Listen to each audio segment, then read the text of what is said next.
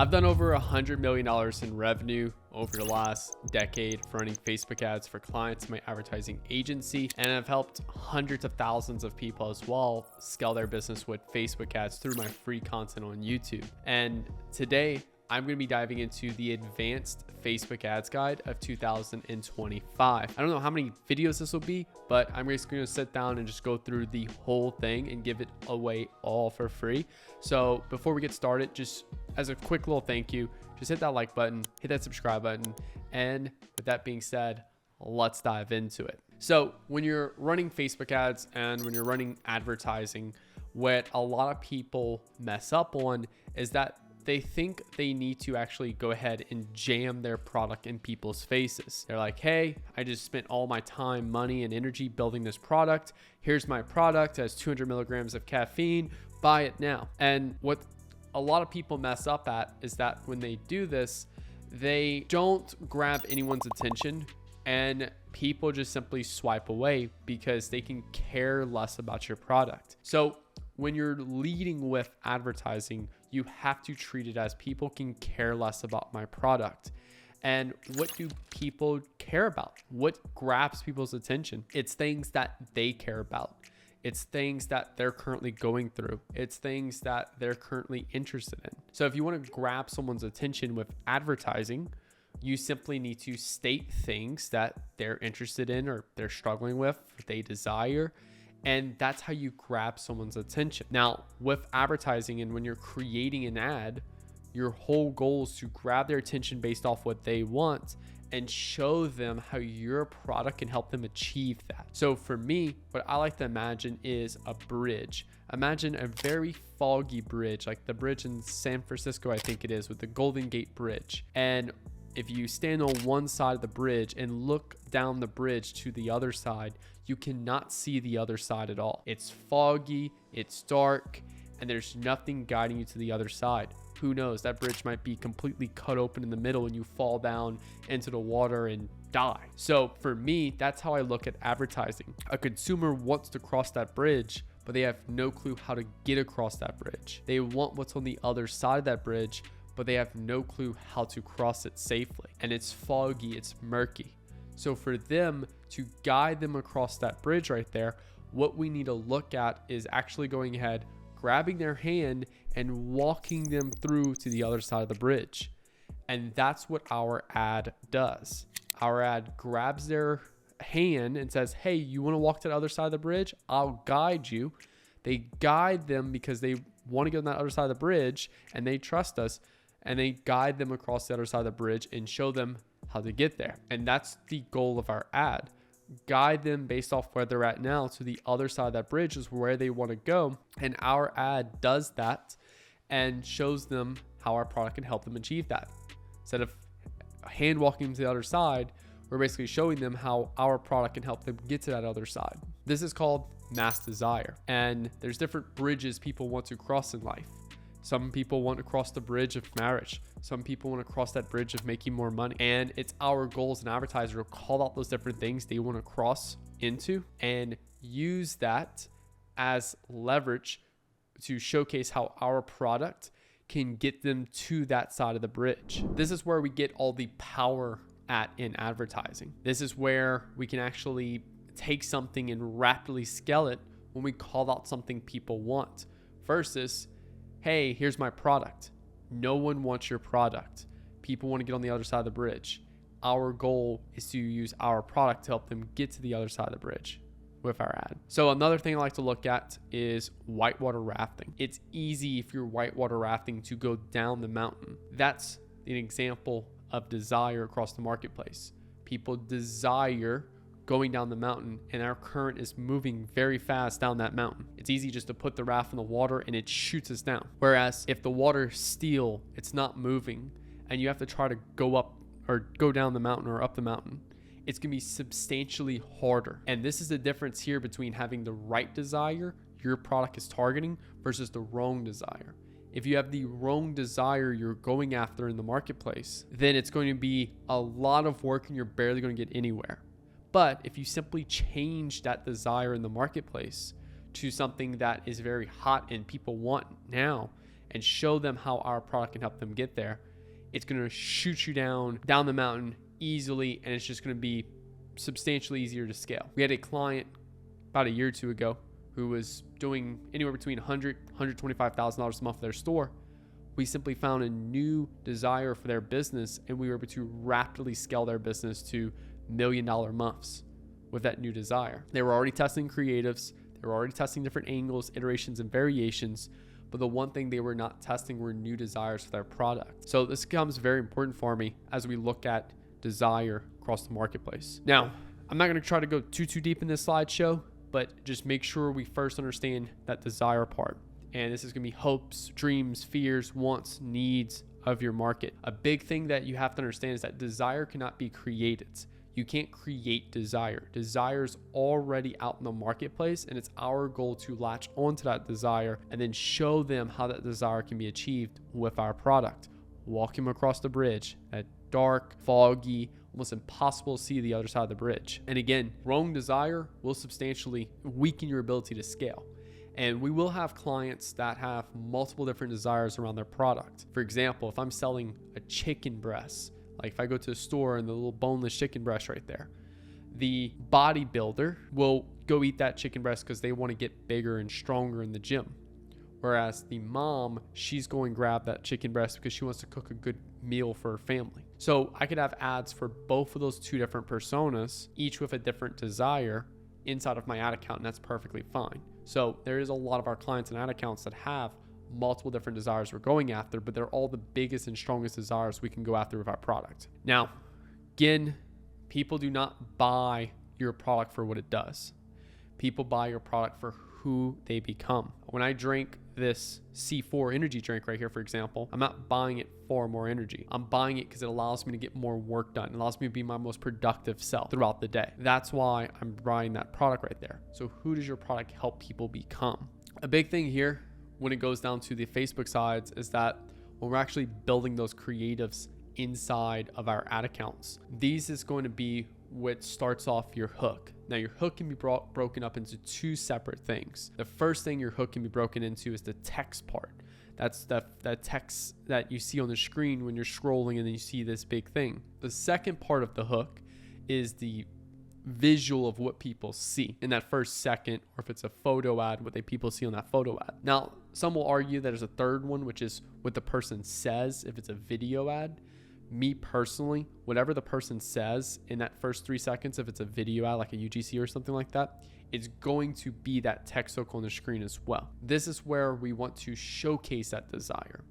So if someone wants to make more money, we're going to go ahead and call out the fact that, hey, if you want to make more money, watch this. We're calling out what they want, their desire, and we're showing to them in that video. If they also want to make more money, likelihood, I'm also going to show something on the screen that resembles money, whether it's a car or watch or the bank account balance being filled up. So the visual hook and the text hook needs to resemble what people desire to grab people's attention, because again, what grabs people's attention is what people care about. If we call out what they care about, what they actively desire right now, that's going to grab their attention. Here's a couple other examples real quick, just showing like the weight loss thing. All these products are different products but have the same desire. That's also another thing, is that one desire can have thousands of different products and different mechanisms to satisfy that particular desire right there. So this example right here, this is all around weight loss. I am the skinniest I've been in 20 years. Stay at home, work out for weight loss. This is how psychology changed her eating habits. All of these go around that desire of weight loss and wanting to be like a smaller size. Now, another big thing you have to understand about desire is that each desire has different market sizes. So let's say you go after the desire, like desire to lose weight before stepping into a bodybuilding competition versus the desire to lose weight before traveling on a cruise. Like those are gonna be two different desires, and a little bit more like niche down desires. They're gonna have two different audience pockets of people, and they're going to need two different types of creatives. And it's also going to have two different population, percentage of the people that share that desire. So certain desires are more scalable than others based off just a pure market size of that desire right there. And I think that's also another big thing people have to understand. because if you're starting to scale up a particular desire that has a very small market cap, you'll run into a cap where it's like, oh, okay, I can't really spend anymore testing this desire. I know this desire works, but it's just not really scaling. Then boom, guess what? You need to change your desire to something else. Now, you don't need to turn off the ads for the older desire. You just simply need to launch new ads going after a larger cap of desire and everything like that. So that's a big one. Now, there is permanent desires and trending desires. Permanent desires can be things like sex appeal, make more money, you want a girlfriend, want a boyfriend, like things like that, like things that are just all the time around. And I've also made a few other examples right here. Financial freedom, to be admired or respected by others, find true love, deeper connection. Like these are some desires that just what I would say more mass level and that are just all the time year round. Whereas like a trending desire is more short term, where it's like for us, we have a couple clients that do only good 4 times a year. 4 times in a year, they make 90% of their revenue, and the other rest of the year, the other 8 months, they make 10% of their revenue total. And these are gifting products that crush it for Valentine's Day, Mother's Day, Father's Day, and pretty much Christmas. The rest of the year, they suck. And that's because the trending desire at that time is gift giving, and gift giving works really well for those gift shops right there. So in that particular case, that's more of a trending desire. It's not a permanent desire people always have. There might be something around like a new product was just launched. I love Call of Duty. So like for me, like there's a new Call of Duty that's released every, I think October or like early November. So like I don't have that desire for that new game until around that time, and that's it, it's gone. So you'll have trending desires, and then you'll have those permanent desires that's like all the time going on. Now, I'm not necessarily opposed to either one. I just need to understand that if I'm scaling my business around gift giving for Christmas, that it's only going to be here for a short time. We helped the client that was doing $30,000 a month. August, September did about $30,000 each that month. October they did $300,000 in a single month. November they did $3.5 million in a single month. December they did $2.5 million. And then guess what? They went and spent almost all their profit on inventory for January, February, and March. And guess what happens? Their business falls down to maybe $1,000 a day in revenue in January. They did $2.5 million in December. They did about $25,000 in January. What's the difference? The desire shifted. All of their ads and all of their marketing and messaging was around gift giving. And because of that, they failed going into the next quarter with the desire changing. Now, yes, they could change the desire they're going after, and that's what they did, but it still didn't have the same power because it was this scenario right here. The desire for gift giving specifically around their product. So each product you're promoting, some desires just won't even fit that product. And this product right here was a product you just looked at and you're like, oh, that's a great gift, but I wouldn't buy it any other time of the year.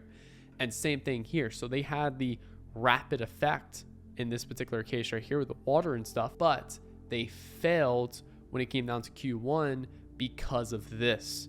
They didn't have any other desires that were strong, and all the other desires was just like rowing a boat in still water. It's not necessarily like a bad thing because they still did $6 million in just October, November, December total, but it did suck because they spent a lot of money on new inventory that they would still eventually sell, but it just sucked a lot because they just blew a lot of their profits on inventory, and they knew it'd be a couple more months before things would start picking back up again. Going a little bit into this, how do you determine desire? For me, a couple places I like to determine desire is just simply going through reviews and stuff. As you go through reviews, you can determine more of like the desire, what people want, and what are people looking for. So like here, for example, I just went to a product on Amazon to start screenshotting that. Other things to look at is like going on Reddit. Reddit's been my favorite research source lately. Reddit, going on TikTok, going and looking at what competitors are pushing specifically around their product and looking at what are the main desires people are going after. That's what I like to look at. In this particular example right here, this person just wants more energy for their workouts. How do we know? Energy and stamina when taking pre-workout. Amino energy provides a subtle but very noticeable increase in energy and stamina when taking pre-workout. Boom. This person wanted a pillow for side sleepers. As a side and back sleeper, finding the perfect pillow has always been a challenge. So this one was more struggling for a problem than like an actual desire. But you could definitely tell like, hey, like this is what they were looking for. Here's another one. It definitely makes your fingernails so much stronger. I had nails that easily broke, not anymore. So this person wanted stronger nails so they would stop breaking, basically. And then, yeah, just a couple things for market research. Where is this applied? This is a big one right here. And just to go more clearly into this, this is, like I said, this is going to be the creative you're putting on Facebook. So like, for example, this particular client right here, their desire we're going after, which was gifting. And we had to visually show that from a gifting perspective, but also to call out that gifting right there. That's a big one. Here's one right here where we're showing that desire of looking skinny and happy relationship and stuff, and also calling that out right there, that particular desire. This one right here, stay at home, work out for weight loss. They want weight loss, and then we're just introducing a new mechanism and we're showcasing that desired state right there. So these are great examples of those particular desires being called out from a text perspective, but also to a visual perspective, because they're both needing to be done. I find that the text hook is always going to create the visual hook. So I'll always create my text hook first. Then I ask myself, how can I visually articulate this? And just to finish this off, let's just go over a few different desires that, I just kind of recently posted on Twitter right here. Here, to feel confident in their own skin, to have financial freedom, to be admired or respected by others. And in fact, actually, let's just give a scenario for each one. I think all of us watching on this channel, like I know for me, like when I was younger, I used to be like overweight. And when I was overweight and when I was younger, I used to be like the kid that would go wear like a fucking t-shirt when I go swimming because I didn't feel confident in my own skin. I felt fat, felt overweight, and all I wanted at that time was to feel confident, to be able to take my shirt off and feel confident. Financial freedom. Again, I'm gonna relate this back to me. I remember back in the day when, my bank account was overdrafted, which basically just means that money was pulled on my account I didn't have. And like I had, I think $20 in my wallet that had to last me like the next 2 or 3 days before like a client paid me. And at that time it was just my detailing business. So clients were paying me $100, $200 a car. So like I was living like car to car, like $100 for a detail that lost me, a week maybe. And then like I have shit like that. And like all the time I wanted right there was just to have financial freedom and be able to go and like purchase things without even looking at it. And that was financial freedom to me, not to stress about any of that. To be admired or respected by others. How many times have we been in conversations with people and, every time you start to talk, someone else talks over you. And like in that particular moment right there, you just want respect and, be heard amongst people. True love. How many times we've gone through a breakup and it's like, or you've dated people that's just like, but you want that deeper thing. And that's where, that true love, deeper connection stems from. Be their own boss. A lot of y'all watching this YouTube channel are likely own your own Shopify store or run your own Facebook ads agency. And you at a moment where you were working a 9-to-5 and you wanted to be your own boss. Now you're here. Give yourself a pat on the back because that's a huge accomplishment for yourself. Have more energy, vitality. Look, I have a long day of filming. I wanted more energy. That's why I drove to my C4. Travel the world, look fit and attractive to make a difference in the world, to live without stress or worry. All of these are different desires that people have across the marketplace, and there's infinite amount of desires as well. It's not like it's just these desires. I know there's like the Life Force 8, which is also something to check out. The Life Force 8 are like the 8 core desires everyone has, and I think that's a good start for a lot of people. But what I find with that is that if you go too over the top with the desire and call out like, because like technically you can link any of those Life Force 8 to anything that you're promoting, and it's like one of them is desire for like sex or something like that, and it's like, I can link it to this product, and it's like, okay, that's a little crazy. So if you link it to a product and there's not a strong like, that makes sense, or like a strong, here's how this product helps you achieve that thing answered, then what happens is people don't look at that particular mechanism. A mechanism, all that is your product. Like this is a mechanism for me getting more energy. So if I look at that mechanism and I'm like, hey, that doesn't look like it gives me the energy I want, or that doesn't look like it'll do anything for me. I have this one student right now that's doing that exact thing. They're selling a product that people look at and are like, I don't think that does that thing that you're calling out. If they don't believe that, then A, you have to show a lot of proof in your creative. And that's something we're gonna get deeper into this advanced guide, which is proof, market awareness, market sophistication, which we're gonna be doing in the next video. So in the last video, we covered mass desire and how important it is with connecting with your audience to grab their attention. Now, in today's video, we're gonna be going over market sophistication. And basically what this means is it's the competitiveness of each market you go after. Every desire you go after has a different level of market sophistication. Now, what is market sophistication? Market sophistication just means that, hey, this particular desire, one person selling a product around that desire. Whereas this particular desire, 500 people are selling a product around that. When there's more people targeting that same desire, selling similar products, what happens is that it's more competitive. And when it's more competitive, it costs a lot more to acquire a customer, and you're gonna have to spend a lot more on ads to get a customer, which means that you're gonna have a lower ROAS, higher cost per purchase, and it's gonna be harder to be profitable. So with market sophistication, this is a strategy we deploy to be able to address that competitiveness and give you a playbook of how to, all right, hey, everyone's doing this. Here's what you need to do next. So great example is right here. This is a great example of a desire for losing fat, and everyone is calling out that desire to lose fat. So what happens here is it makes it very difficult for people to pick a box. Whereas if we go to this stage of market sophistication, lose fat. Oh, this person's saying lose 18 pounds in 4 weeks. I want to go with this person because it's a clear choice. It's a different thing, and it's also a little bit more exaggerated. It's a little bit more better in that case right there. Now, by the time that happens, everyone starts saying the same thing again. That's when we have to play the next,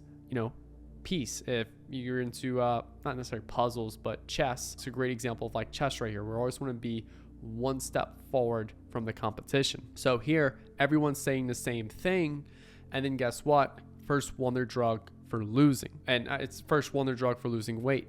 We're introducing a new mechanism. Now, with market sophistication, there is literally going to be 5 different stages of market sophistication.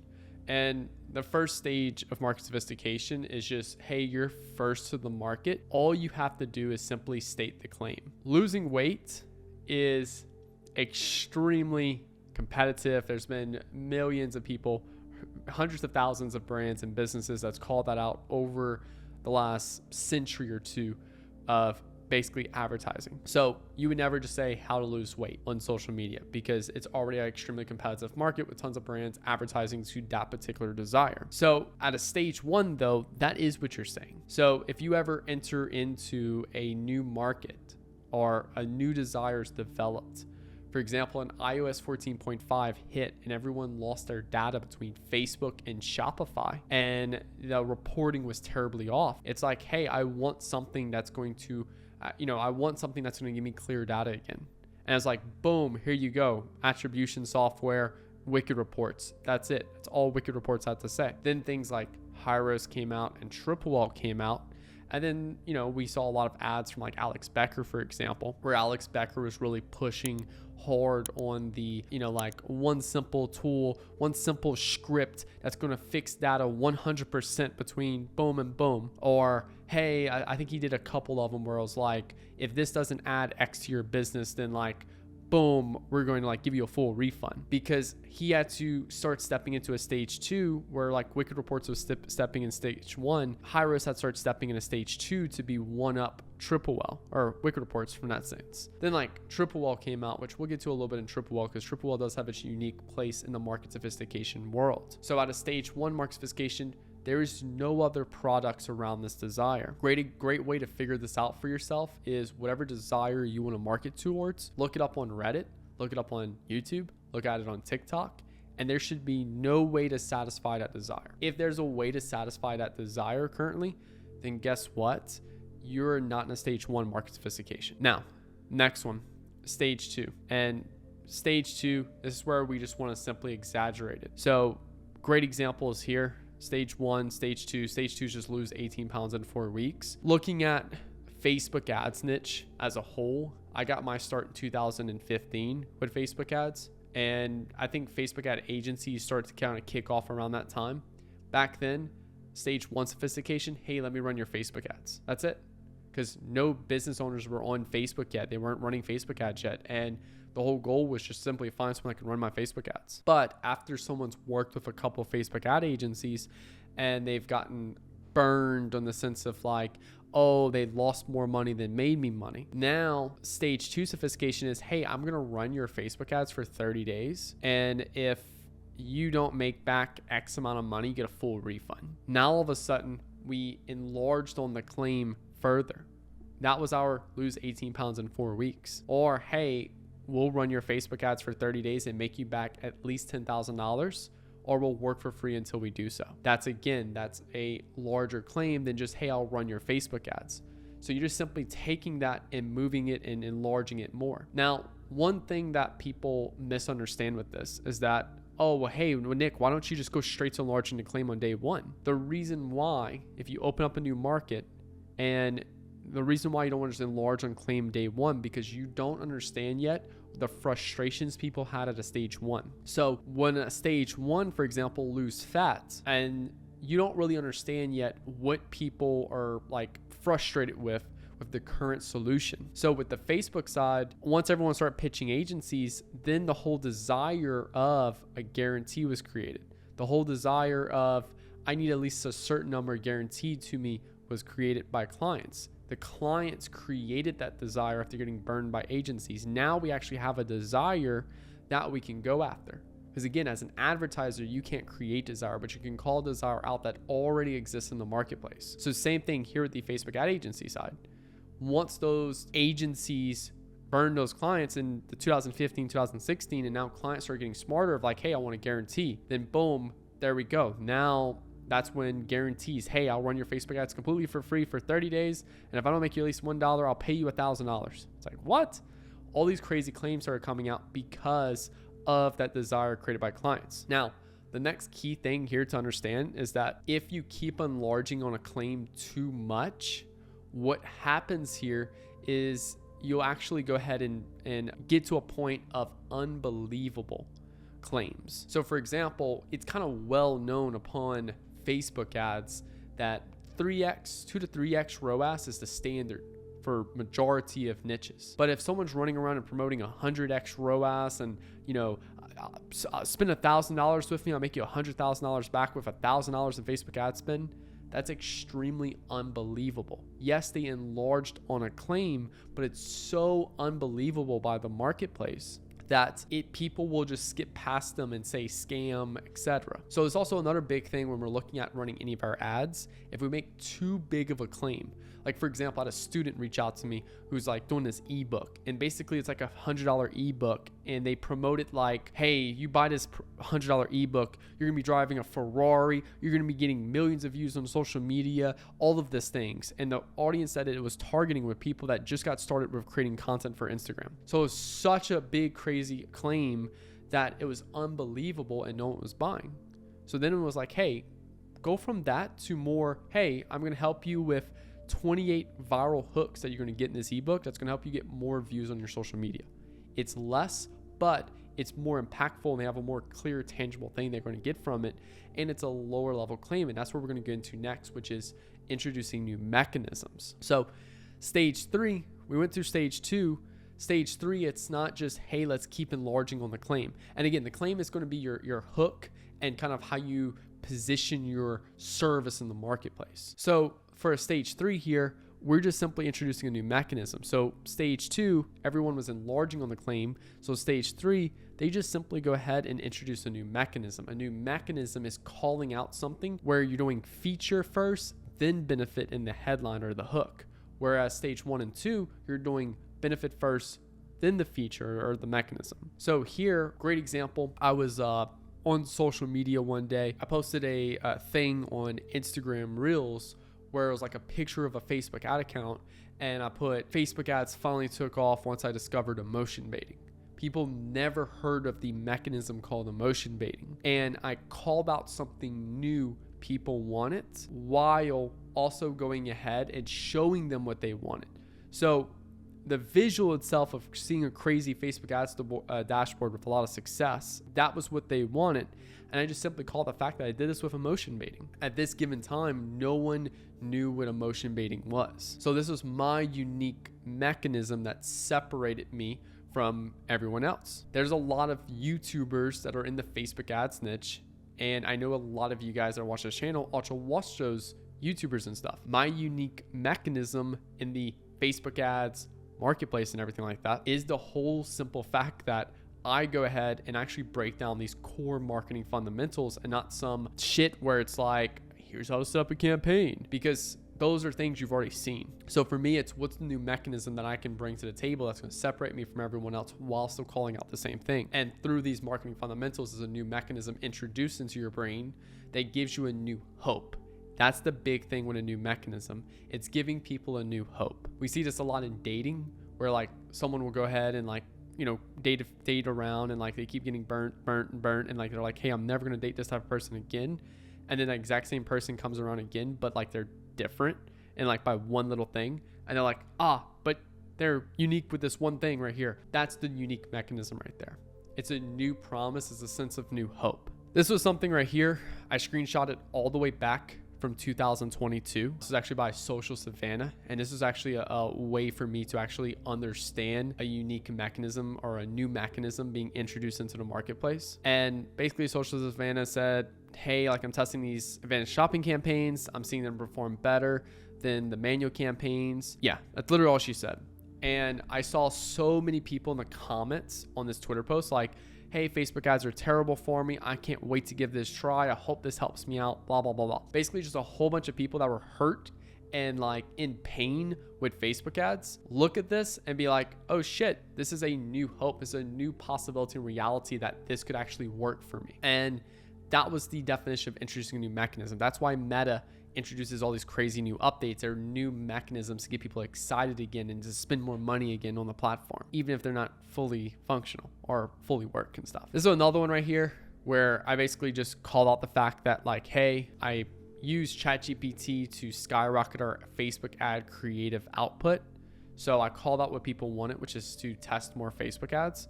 And I just simply introduced a new mechanism, which is using ChatGPT to test more Facebook ads. This was right when like ChatGPT really started to come out and started being promoted.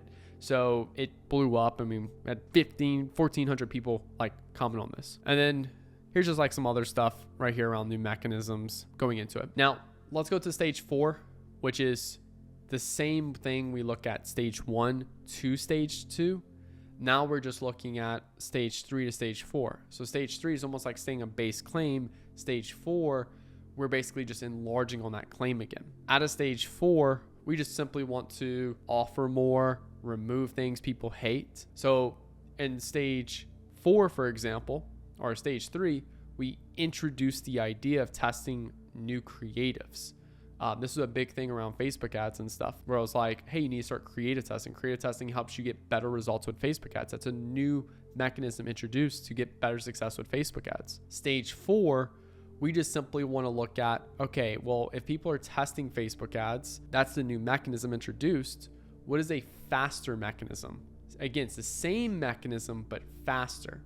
So, or cheaper, or, you know, removing things people hate. So if people are testing creatives, then something faster could be like how to find a new winning creative for your Facebook ad account in under 30 days or in 24 hours. All I'm simply doing is just calling out the mechanism people are doing and just simply highlighting a more faster one in that sense, or a cheaper one, or a simpler one, or without something people hate. That's a stage 4 right there. Now, stage 5, this is where we want to start looking at identity marketing. And basically all we're looking at is we're calling out our market of people that we're going after. So like, let's say Facebook ads, for example, if we go back to 2015, it's just, hey, let me run your Facebook ads. Hey, let me run your Facebook ads. Then obviously from a positioning perspective, I can look at it as a stage 2. Okay, cool. Well, look, I'll run your Facebook ads 30 days. And if you don't beat your current performance, I'll give you $1,000. That's a stage 2. Stage 3, hey, let me run my blitz advertising Facebook ad strategy that's crushing it for all of our clients.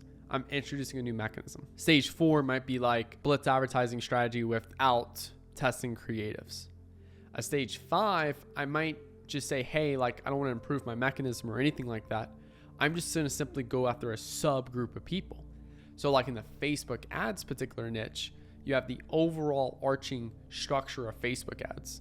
Then you have the different types of niches or, types of business types. So you have e-commerce, you have personal brands, you have local service businesses. And then from there, you can go a level deeper. So if e-com brands, you have supplements, you have clothing, you have gift shops. So let's say supplements, for example. I run Facebook ads for e-com supplement brands. Now you can even go a step further in that, because supplement brands, that can be positioned in health and beauty. That could be, for weight loss. That could be for like skincare. And then you can go even a step further. I help e-commerce supplement brands and the skincare niche boost their revenue with Facebook ads. If someone runs a skincare brand in the e-commerce world and they see your proposal, and it's like, hey, we specifically work with e-commerce brands in the skincare niche, like all of those things, versus just I'll help you run your Facebook ads, the more specific one is going to crush. Now, the reason why we don't go super specific in identity right away is because the market's not big enough yet to go specific in the identity. So that's why it moves up as the market grows, as more and more people are getting into the market.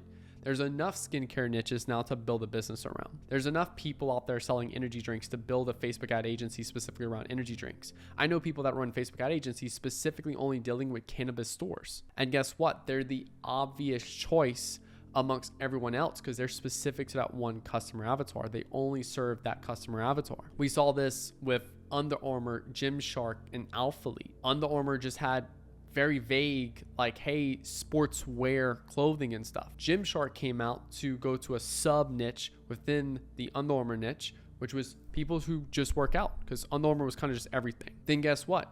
Gymshark crushed it, and then Alpha Elite came around. And instead of trying to compete with Gymshark, Alpha Elite was like, well, I want to go after the specific like business owners and people that dream more and learn more and all that good stuff from Alpha Elite, and that's how they segmented that particular niche of people within that Gymshark niche. So you have to look at market sophistication as a positioning tool, and you want to first look at what the market is now, and you have to determine at what stage do you want to compete in, because you may not have a new mechanism.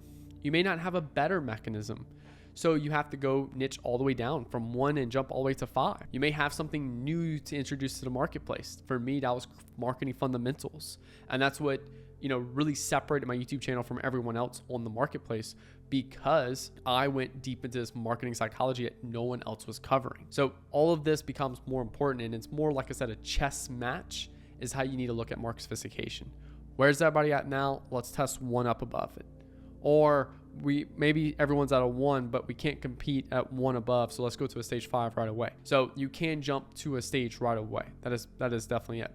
Also, another thing for stage 5, when you're focusing on identity, everything needs to be built around it. Great example is looking at Black Rifle Coffee Company with, it's been evaluated over $1 billion, where they had, all the other coffee brands, and then the founder of Black Rifle Coffee Company noticed that no coffee brands were specifically for military people. So he went create Black Rifle Coffee Company because he saw all the people in the military drinking coffee, but no one had a military specific brand for coffee. He didn't reinvent the coffee. The coffee was the same. He just simply made all the branding and everything, the product packaging, the website, all the content specifically around the military people.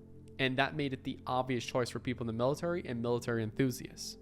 So that's how you need to be looking at the stage 5 market sophistication right there. Now, how do you actually determine market sophistication?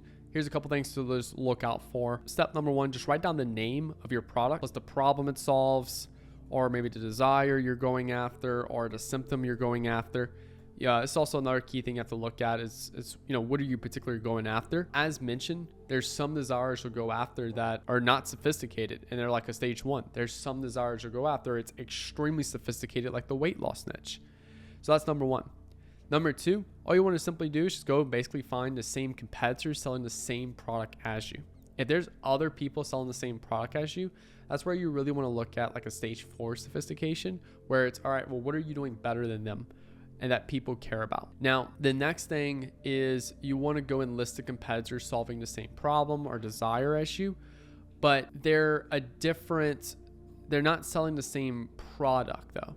So for example, for me in the Facebook ads niche, it's very sophisticated. There's a lot of other Facebook ad agencies selling Facebook ads as a service. So that's one. That's my direct competitors. My indirect competitors are going to be people like Google ads, SEO, TikTok ads, email marketing, these other things that help businesses grow with advertising. So for me, I can go in and introduce a new mechanism for the Facebook ads niche. I can go be a better Facebook ads agency, or I can go ahead and play in like that stage 5 sophistication. That's all going to be key things right there I can look at from a competitive advantage. And then basically after you do all that research, writing all that down, again, if there's other people selling the same product as you and there's other people solving the same problem as you or solving the same desire as you, you're in a more sophisticated market. Now you have to look at where do you want to play at is where you want to look at next. Again, my goal is always to be one stage above. So we've gone over things like desire. We've gone over things like market sophistication. And there's one more last key thing we need to understand before we can actually start going ahead and actually like writing our hooks for our ads. And this is called market awareness. Market awareness is how far or how close someone is to your product itself. There's people that are super unaware to your product, which basically means they're going through life totally fine as is. And the only difference here is that we need to go ahead and create a problem for them and then create that desire for them. Then there's other people that are going through life that are more solution aware, which directly understand what they want. They directly like, hey, this is what I'm looking for. And all we have to do is introduce the product that create that. So we're gonna be going through those 5 stages of market awareness. And this is important to understand because it allows us to look at the 5 stages of market awareness from the perspective of what's the funnel we need inside of our business, specifically our ad account with all the different type of ads we need to create. It also allows me to understand of when we start writing our creative, one, after we have our desire, our market sophistication we want to compete in, but also two, it allows me to understand what's the flow the ad needs to go through. If it's a market that's really unaware, there's a lot more flows that have to go through that ad than say an aware market of people, for example. So looking at this, these are the 5 stages: aware, product aware, solution aware, problem aware, unaware. At an aware side right here, this is the smallest one. It's going to be the easiest one to sell to, but it's going to make you the least amount of money. Super easy to sell to, but least amount of money. This one right here, unaware, is extremely hard to sell to,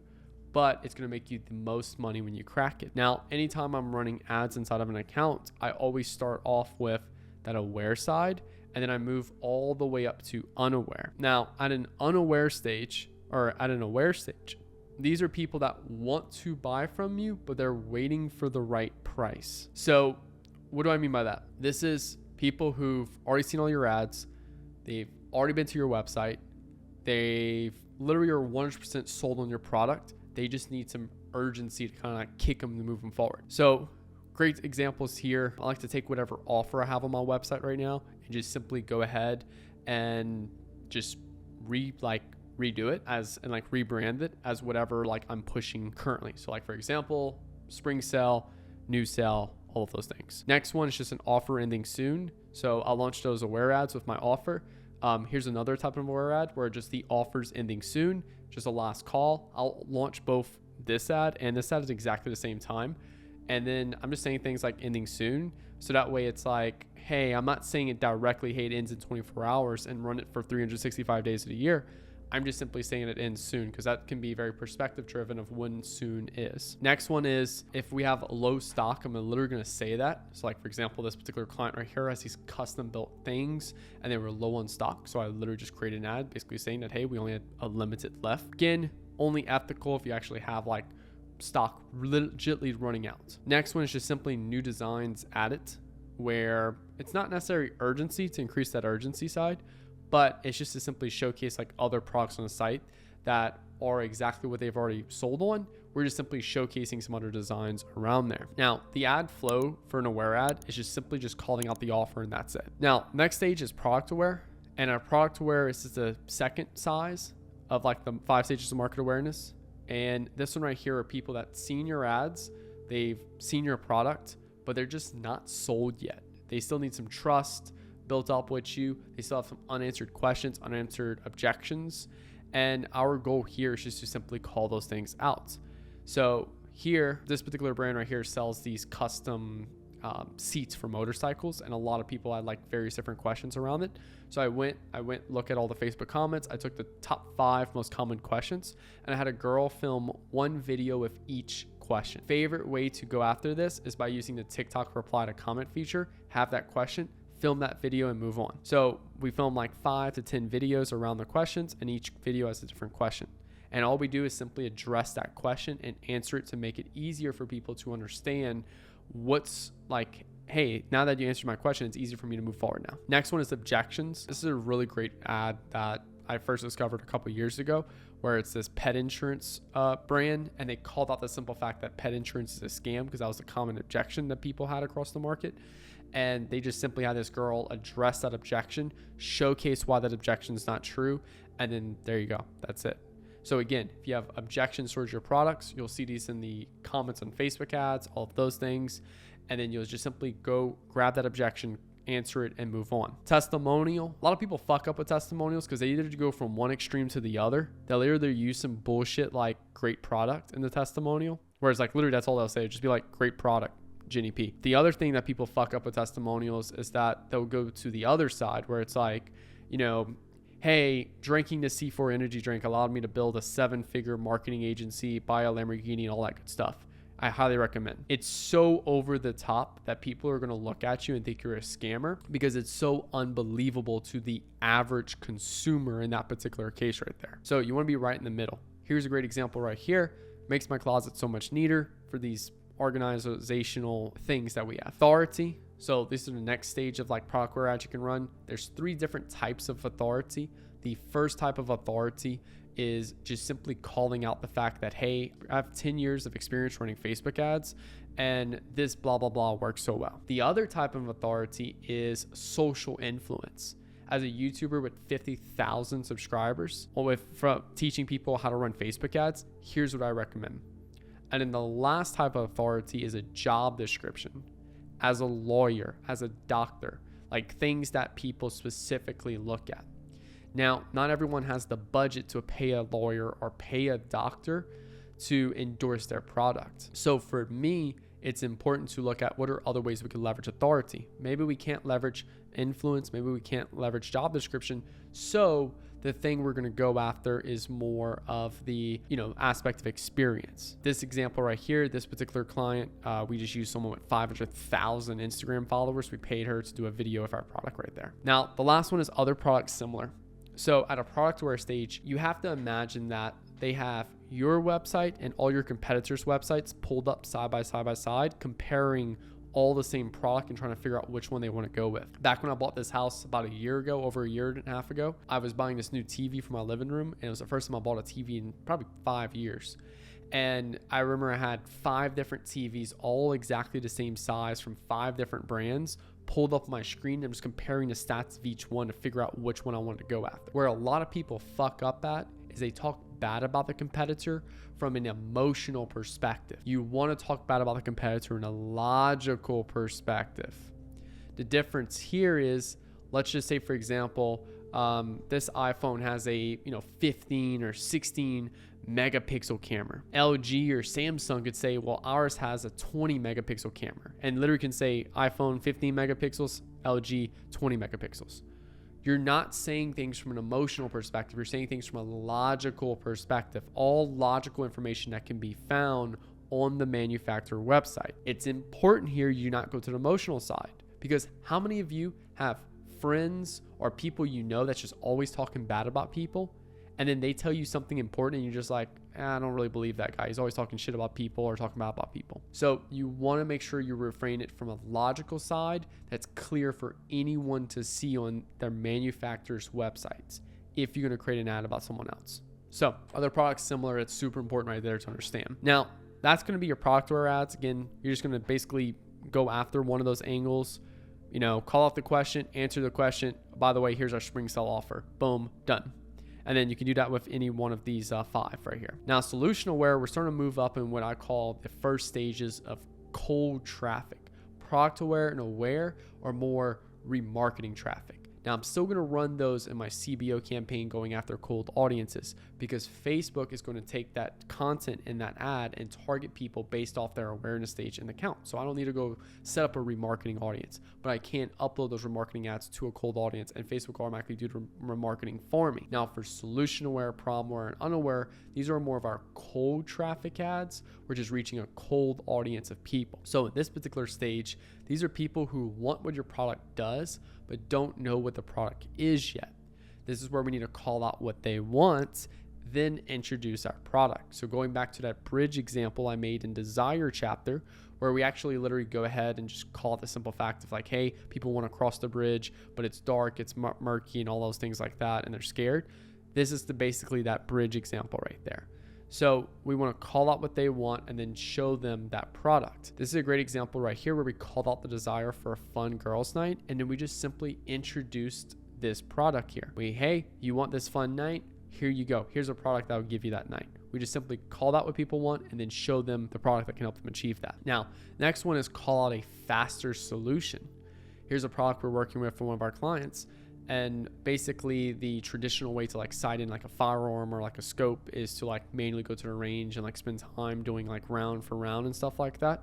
So people wanted a faster way to sight in their scope. So all I simply did was just call out, here's a faster way to sight in your scope, and then boom, here's the product to achieve that. Here's a cheaper solution. I think a lot of people make the mistake of thinking, oh, hey, I don't want my brand to be seen as cheaper, it's going to devalue it. That's actually false. I want people to see my brand as cheaper relative to another solution, not another product, another solution, because this makes the reality of me buying a lot easier here. So in this example here, when this Pilates bar became a better trainer than your overpriced gym coach. So we're just simply calling the fact that, hey, this Pilates bars is a cheaper solution than an overpriced gym coach. Very simple. It's a cheaper solution we introduced. Now, here's a simpler solution. Simpler solution just means that, hey, it's not necessarily easy. I guess you could say easy is another way to say that.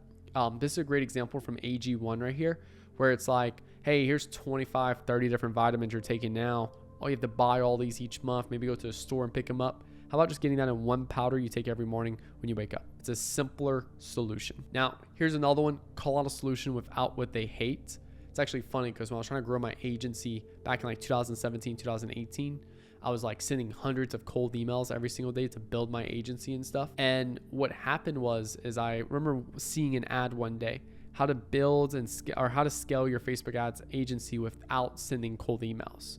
I immediately clicked on that ad because I hated sending cold emails every day. So when you call out what they want without what they currently doing that they hate, it strikes this newness to it that makes people want to click. So here's a great example right here for one of our clients where we called out, hey, you'll get tipsy, which is what they want, without the sip, because they didn't want to be drinking alcohol anymore. Now for here, all we simply want to do is just call out that solution, basically go ahead and answer those objections, questions, social proof, all of those things, and then show that offer. Now, stage 4 is problem aware. These are people that have a problem and that's it. They're struggling with a problem. They want to be done with this problem. They don't want a benefit. They don't want a product. They just want to stop dealing with this problem. Here's a great example right here. We called out the problem of being lazy, and we just introduced this thing, anti-lazy elixir.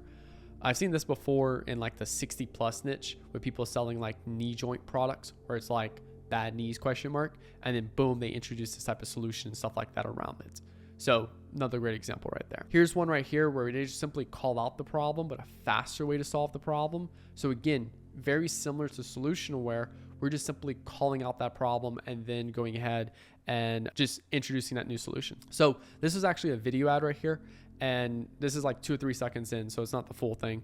But in this particular video ad right here, we just basically called out a cheaper way to solve the problem. So this was for some underwear specifically for bladder leaks for women 60+. And what we did was we called out bladder leaks ?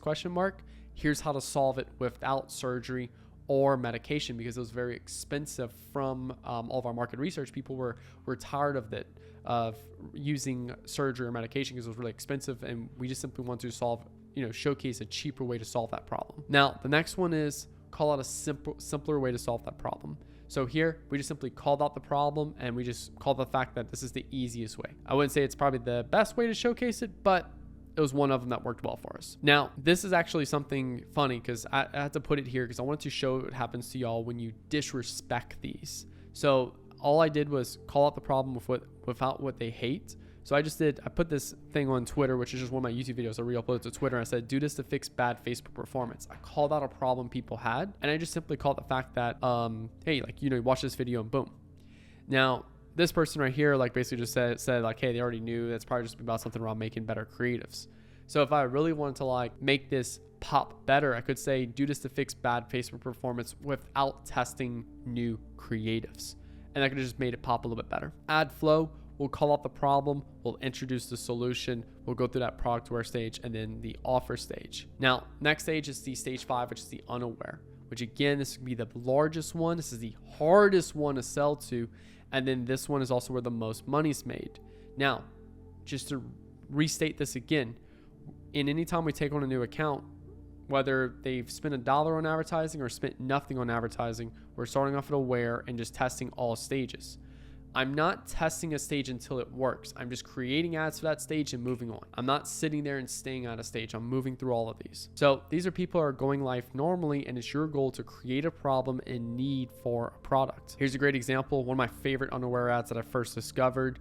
It's this particular product, and it's showing a symptom, which is like a kid crying in a store, and calling out a symptom, which is stressed mom. This is a great example right here of something that just makes moms oh my God, I would hate to have that particular scenario. They call out this symptom, then they go into the problem, which is hidden hunger, then go into the solution, which is a multivitamin for kids, and then the product aware and aware stage. So that's the key thing here with that video. Next one's a big win. This particular client right here, they were just helping people lower their electric bill. And because people weren't directly going after and trying to find a way to lower the electric bill, it was just kind of something they were just oh, whatever. I'm just going to accept the fact that I have a high electric bill. This is a great example of a big win where we were helping people lower their electric bill. And then the reason why it's considered unaware, because it wasn't something directly people were trying to solve. So what we did at this particular stage is, here's how to lower your electric bill. The problem, which was your AC's running all day. The solution, which is sealing up your attic space with insulation. Then product aware, that particular client's company, and then aware. Then here's one for hidden fear. I can't go too deep into this one because we're on NDA, but I can at least show you all this part right here. We're just calling out a particular market, and we're using a hidden fear of owing money to people. And then we go into the problem it solves, then we go to the solution, and then boom, right there. And again, ad flow for this: big winner, hidden fear, diagnose the problem, introduce solution, answer those questions, objection questions, increase trust, offer. Now, for this, here's just some other examples right here. We went over the solution and stuff. I know we kind of went over this in the video around desire, but this is going to be a lot of where your solution aware state is: to look fit and attractive, to feel confident in their own skin. So to feel confident in our own skin, that's a stage 1 market sophistication. And we're calling out the desire, and we're calling out the solution aware. Whereas, say for example, if we're going after solution aware, stage 2 market sophistication, here's how to feel confident in your own skin within 30 days or you get your money back. Then there's stage 3, which is introduce a new mechanism. Still solution aware, but introducing a new mechanism. ABC is getting people to feel confident in their own skin. ABC would just be the name of that new mechanism.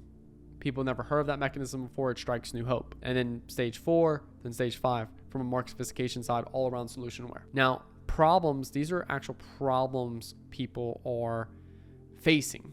And this is your problem aware stage. So if you're struggling with low self-esteem, boom, that's the problem. Are you living paycheck to paycheck? If so, here's a way you can add extra money to your bank account through Facebook ads agency, and then introducing that solution for that. So you just simply go through these problems. You start off with a problem hey, are you living paycheck to paycheck? I remember when I used to do that. It sucks so bad. I remember this one time, couldn't even, buy a burger. Luckily, I found this thing called Facebook ads agency, and here's all the cool things it allowed me to do, blah, blah, blah. Then you have the symptoms. Hey, if you can't sleep at night, that's a sign you have obesity. If you have obesity, the easiest way to solve that is by losing weight, desire. One of my favorite ways to lose weight right now is using the keto diet. Well, that's technically the solution right there. Then going to product aware and aware stage. So these are more of the symptom sides. Can't sleep at night, clothes don't fit right, almost tired or low energy, avoid social situations, constantly checking the bank account. Symptoms, problems, desires. Now, I'm not going to go off the product aware or aware and show you examples because I already showed you examples, and those are going to be more specific to what your audience is asking you for that stage right there. So next video we're going to be diving now into is actually doing some research, being able to diagnose our market here, write some ads using desire, market awareness, and market sophistication all put in play together.